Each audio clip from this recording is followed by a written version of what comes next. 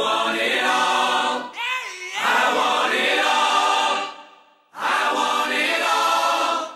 And I want it now. Tuning into this video, this one's going to be a good one. This one, I believe, this is one of the favorite ones I thought of when we were talking about. A team that's on the rise and a team that's on the fall. Right now we're going to start with the high marks.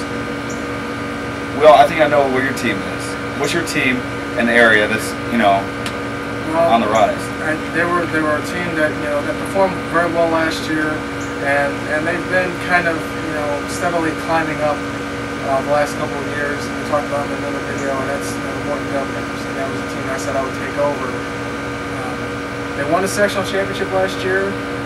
They beat Griffith for the first time ever. I mean, legitimately. Yeah. They beat them for the first time, first and second time, because they won both regular season and sectionals. I mean, overall, this is a program that it's just loaded with talent, and it was just a matter of time before they were going to take that next step. And I think from here they can only go up. I mean, I look at them this year and I say they're definitely the favorites in their sectional. I would definitely put them as favorites, even over Griffith, to win that sectional. And the next step is can they win a regional? Can they take that next step and get past just winning the sectionals? Or, how much harder are they willing to work to make that happen? But I think they're definitely a team on the rise. All right, my team on the rise. I wouldn't say it's a team on the rise, but I'm going with my Portage Indians, a team on the rise. I mean, they went to the sectional championship last year, but yeah, they still finished with what was their final record during the season? 5-4. I think they were 5-4. Either 5-4 or 4-5. Yeah, it might have been 4-5. I think it was 4-5. As bad as that sounds. Yeah. They're horrible, and I believe his new coaching staff. I've heard nothing but good things about him. This guy he's a big motivator. He rides his kids. A real strict coach. I like him. The kids love him. They want to play hard for him. Like I said, he's walking into the best situation. A lot of talent there. I think that's another team that's going to make the jump and win sectionals. All right, now we're talking about teams that's on the rise. What's your team that's up there, and what program you think is ready to fall down that slippery slope? It just you look at last season, they didn't have a lot of talent. They didn't really, they were a very young team, and they didn't really come around. The last part of the season, I think that you saw some improvements. But I think overall, this program is just not quite as talented as a lot of other teams in their conference. And I think you're not gonna see them win 1 or 2 games, but I think hovering around that 500. Not going to be what they used to be. Yeah, I think hovering around that 500 mark. I mean, I just don't see them, at least for the time being a rush on team in their conference. I can't disagree with that. That's a good thing. I got 2 teams. One team is not going to fall just yet, but I believe they're on the verge of falling. But my first team is the Buffalo Vikings. I believe they started, tripping a little bit down that hill. And I believe the 2010 season, they're going to fall on their face and start sliding hardcore down that hill to the DAC. From another team is the Little Red Devils. This year, 2010 season, they're going to be a damn good team, no doubt about it. They got a lot of good talent there. I like that Juarez kid.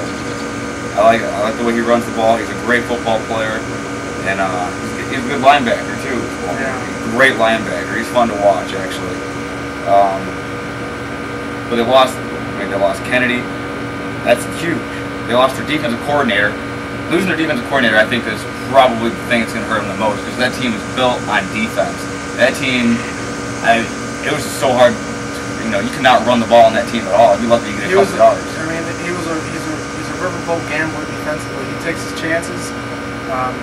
He plays a lot. He plays everybody close to the line. He says, you know what, you're going to have to throw the ball to beat us. And if you're facing a team that can't throw the football, you're in a lot of trouble, because he's basically saying, I'm putting pressure on you, and I mean that's a huge loss. I agree with you on that. So honestly, I think losing that defensive coordinator, I think that's probably the main reason why Lowell is going to start to slip. Not this year, I believe, because they got a lot of talent. That Juarez kid, I believe, I think he's my pick right now to be the defensive MVP of the season.